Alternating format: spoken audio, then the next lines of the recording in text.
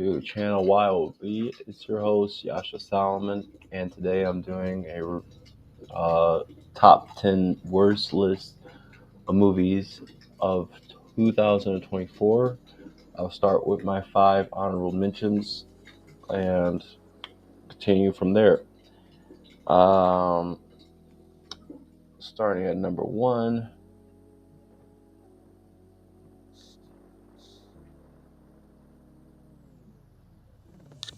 Invincible.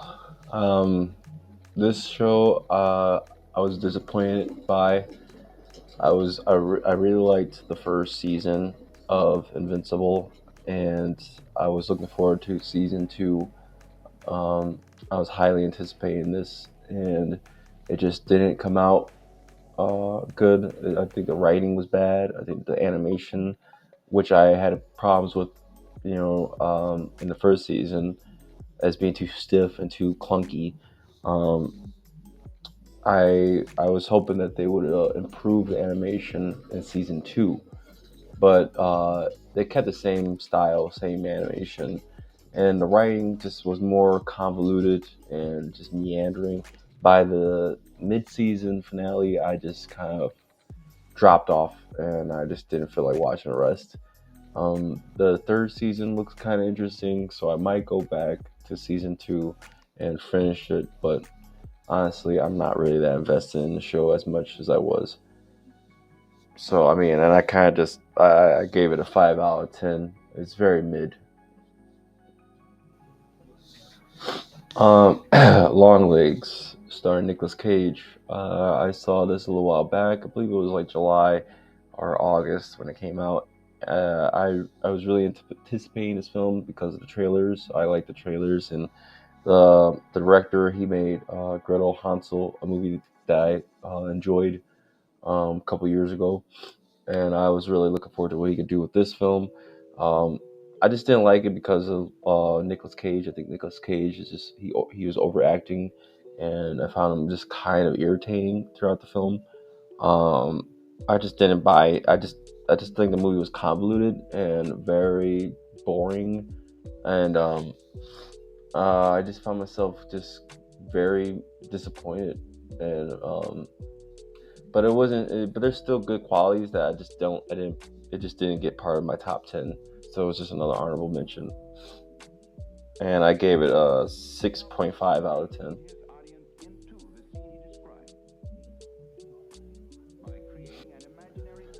The Penguin, season one. I enjoyed this show for Colin Farrell. Um, the aesthetic, um, uh, some of the acting, um, but I just don't like the writing. I think the writing is very convoluted. Um, it sidelines the Penguin with Sophia, and it just feels like more modern political storytelling where we have to talk about the patriarchy. And it's like, yes, you could talk about that, but there's a time and place for that, and I just don't think Batman or the Penguin is really the right platform for that kind of story. He seems kind of jarring and out of place, and I don't know, I was disappointed, but it's 6.5. It's not, part of my top 10, just honorable mention. In a Violent Nature, this is a film that I saw back in June. I was really looking forward to it because it kind of looked like a Friday the 13th, you know, uh, um, you know, kind of, style of slasher, and we haven't had a Friday the 13th movie in years. So I was just really looking forward to what this director could have done with, his with a new slasher. Um, and I mean, I just was very bored and just very disappointed in it. Um, it's not. I think there's still some great potential direction, technical directing in it, but I just don't think that it comes together in a cohesive film. It was very convoluted and frustrating to get through, and I gave it a 4 out of 10. Coming at 11, Number 11 on my list, The Juror 2. Um, this is a film made by Clint Eastwood. I think it was produced by Clint Eastwood uh, and directed by someone. Sorry. And directed by, I think it was directed by Clint Eastwood. I'm not sure exactly, but either way, this is still now my top 10 worst of the year. But it's just another mid film that was just kind of forgettable and just didn't really resonate.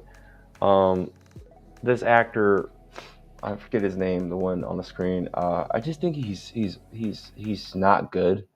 I haven't liked him in any film. I don't know why he's getting so much like work in Hollywood. I don't know why he's getting casted in everything now, and he's taking on like leading man roles.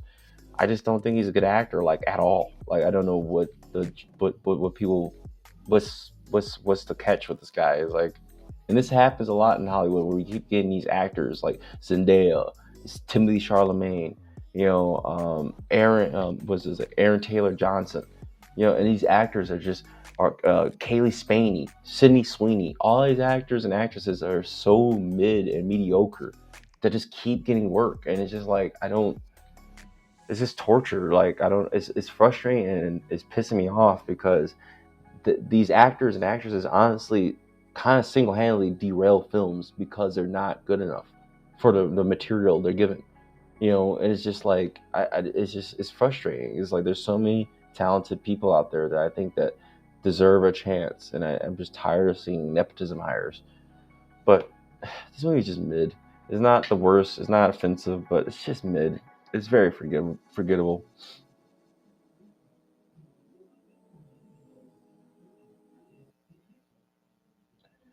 All right, A Quiet Place Day One is part of my top 10 worst movies of the year. Now, I liked all the Quiet Place films. The first and the second one, I really like the second one. Honestly, I think I like the second one more than the first one because it's more range. I mean, it has an actual like journey instead of being like in one location the entire time. So it feels like a has more. It's like a bigger story. Um, so I mean, I just had more fun watching that. But this movie, it was just so bad. It was just so boring.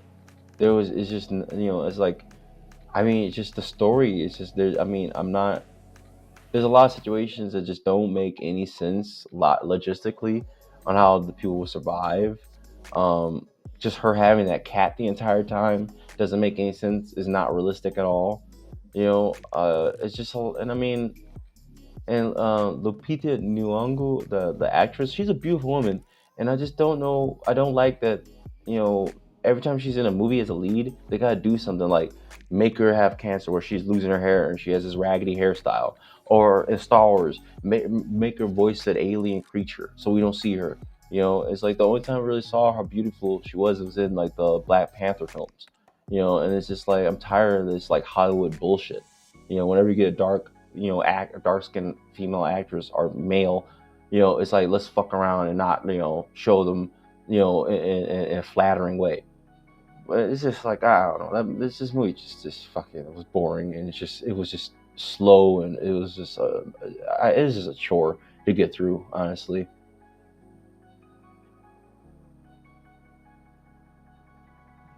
Star Wars Acolyte Season 1. What can I say that everyone else hasn't said already? This movie is this show is an abomination to Star Wars. And I mean, it's just Kathleen Kennedy not paying respect to Lucasfilm. It just feels like there's just no care. It just feels like, you know, I just don't know who is this supposed to appeal to. It's so thrown together and sloppy and just like it doesn't rhyme with the original Star Wars films at all. It's just so irritating to watch. I mean, it's just horrible. I gave it a 3 out of 10. There's not much else to say about it. This is legit trash television.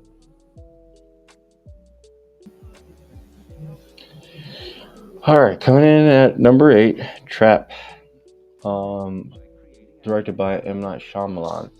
Uh, I did not like this movie at all.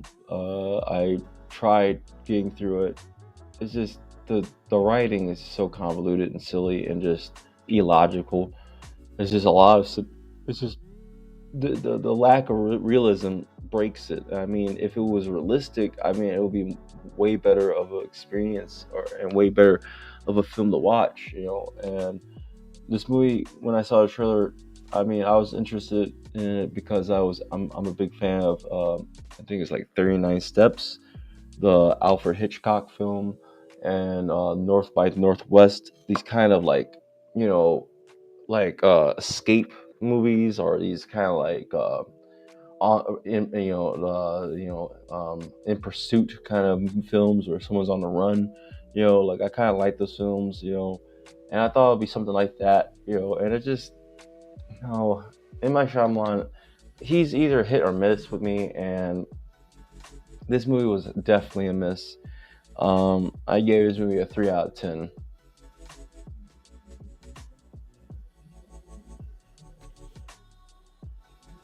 All right, coming in at number 7, The Crow, starring Bill Skarsgård.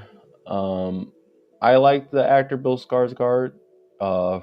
First time I knew about him was from the movie It, and when he played Pennywise. Um, and ever since then, I've always been kind of advocating for him to become the Joker. You know, I really think he would be a great Joker. He's a very emotive actor. I just saw him in Nosferatu, and you know, I'll give you my thoughts on that. But this is just, I don't know. This movie is just so bad. It's just so bad. It's like literally like I can't. It's just like this movie. This is a great example of why we need to stop making reboots and remakes. It's like if you don't have the right intentions, you know, you should definitely be not making remakes. You know, it's worse enough if you make a new movie with the wrong intentions, but to go back and take something, dig something up out of the grave, and then basically try to reinvent it, you know, and again get everybody's hopes up with nostalgia, just for everybody to be let down by how bad of a film it is. It's dumb. It's just so dumb and lazy. It's just like it's just a lack of planning, and it's just, hey, well, let's just do this, you know, so we can make a quick cash grab.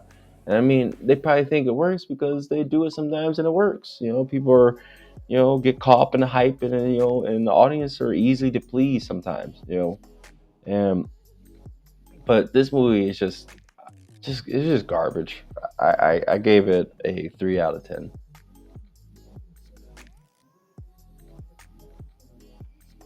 Coming in at number 6, Abigail. This movie, I did not like the trailer.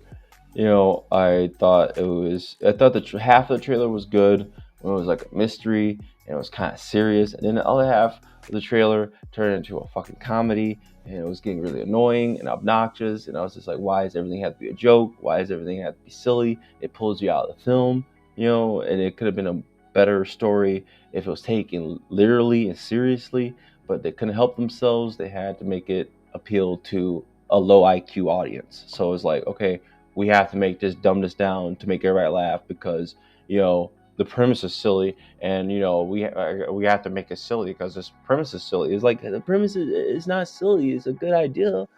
You know, it's like, it's not even like I've never even heard a story like this before. So it's like you had a good idea, but you ruined it with dumb jokes, and it's just irritating that this was Angus's Cloud's last film that he was in. You know, it's just like sucks that that's the last time he's in a film. You know, it's just in this garbage. Very unfortunate. I gave it 3 out of 10.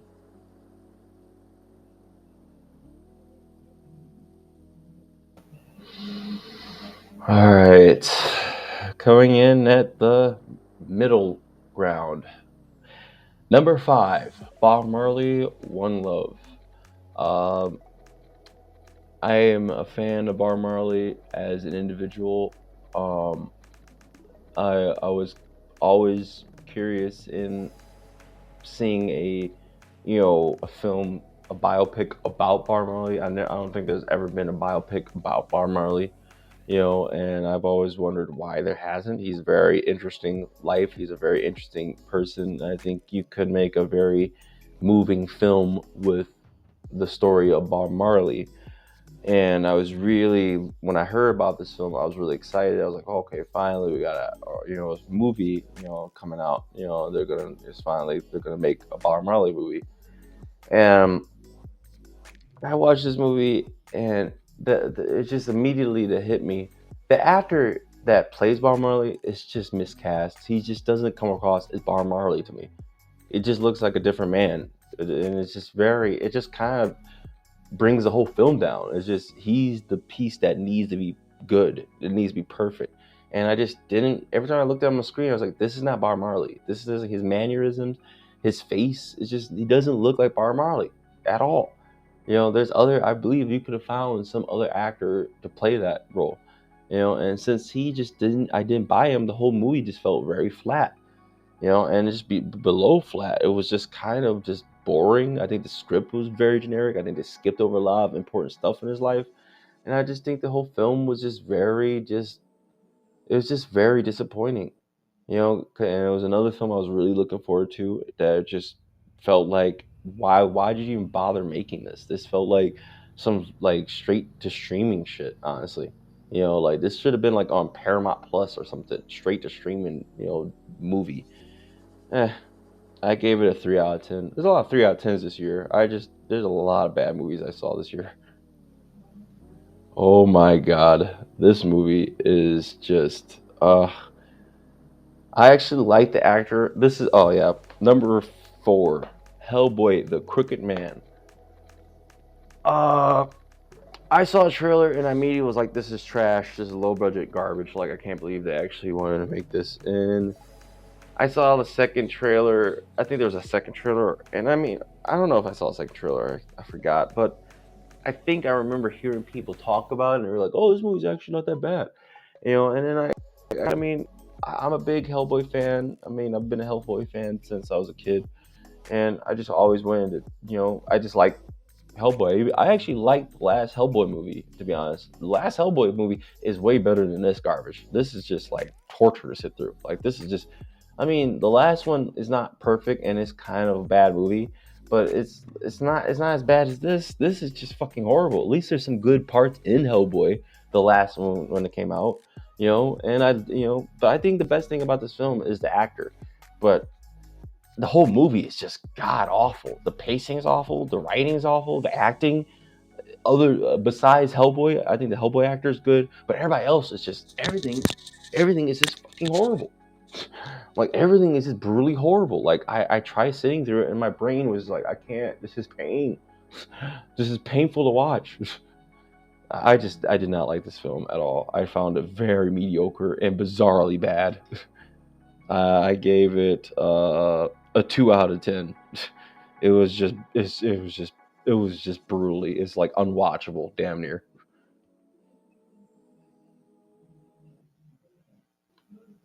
All right, number 3. I'm gonna make this quick and easy. I liked the first Godzilla movie from Legendary. I kind of liked the second one a little bit, and the third one, which when the Godzilla and Kong finally came together, I thought the movie was really dumb and just got silly. It was such a waste of King Kong, and it should have been a more epic, serious. Like that's what I always wanted is a remake of the original classic Godzilla versus King Kong film. And we already had Legendary do a serious take on Godzilla, but this movie, Godzilla times Kong, is just idiotic beyond belief. This movie is just a 2 out of 10. It's a disgrace to cinema, dude. This is just literally stupidity. All right.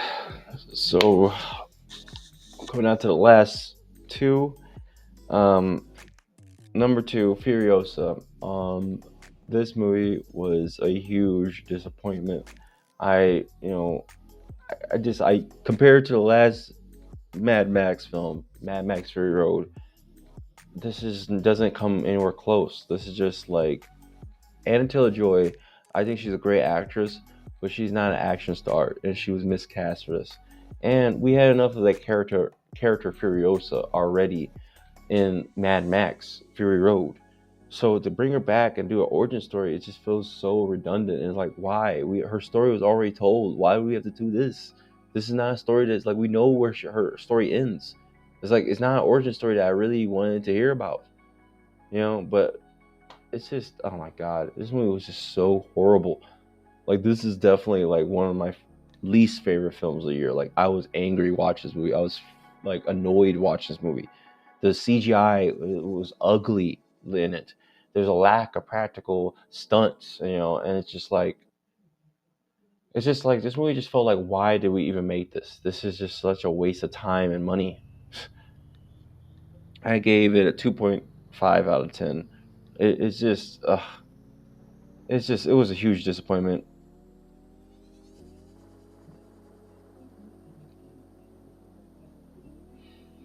All right, my number one dislike film of the year. And I know some people will be like, "How's Madam Web not your number one dislike film?" Because I'm not going to go watch something that's clearly garbage. I mean, like the trailer was clearly trash. All right, and it was like I'm not gonna watch that. That's a 0 out of 10. Like that's not even on my radar. You know, like that's not even like I'm not gonna even like like I'm not gonna even like compliment that with a validation, you know. So yeah, no, Dune Part Two is my number one dislike film of the year because this movie was I was really looking forward to. I really was, you know, because I was disappointed in Denis Villeneuve's Dune Part One because I don't think he did a lot of flushing out the world of Dune, Frank Herbert's Dune. You know, I think he was very liminal and just kind of very flat. He was not directing the actors well. I think the set designs look very just boring and dry. Everything aesthetically is just so flat and just unimaginative. It's just, you know, it just felt so flat and like empty, you know, and limited and liminal. I know that's a certain like, you know, style that people like, but I just think Dune deserves a little bit more aesthetic, a little bit more soul, a little bit more heart. This film just felt so meandering and so pretentious and so just up its own ass. Like it thinks that it's saying something so profound by lingering shots that take just having someone just standing and looking at sand and just like these shots are just so boring and like Anthony Charmaine is not a good Paul Atreides. Zendaya is not a good Chani. You know, these two are the leading actors, and they're the worst thing about the film, in my opinion. You know, to me, Charlemagne is a better actor than Zendaya, in my opinion, but it's only when he's put in right roles, like and when he was in Call Me by Your Name, and when he was in Bones and all, when he was in The King, when he was in fucking Call Me by or no, A Complete Unknown.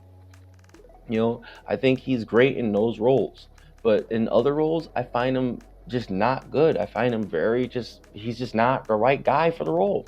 You know, I think that um, Austin Butler would have been a better Paul Atreides. Honestly, I would have rather have him play Paul Atreides. But the best thing about this film that keeps it from being a two and to a three is the scenes with Austin Butler. Honestly, I think that there is so much potential and so much great work that could have been pulled from him as Faye Ralpha, but he was underused and unfortunately. But this movie is a 3 out of 10. It is my least favorite film of the year. I hated this film. I was so disappointed. I fell asleep in this film because it was just so boring. But that's it, ladies and gentlemen. That wraps up my top 10 worst films of the year. Let me know in the comments below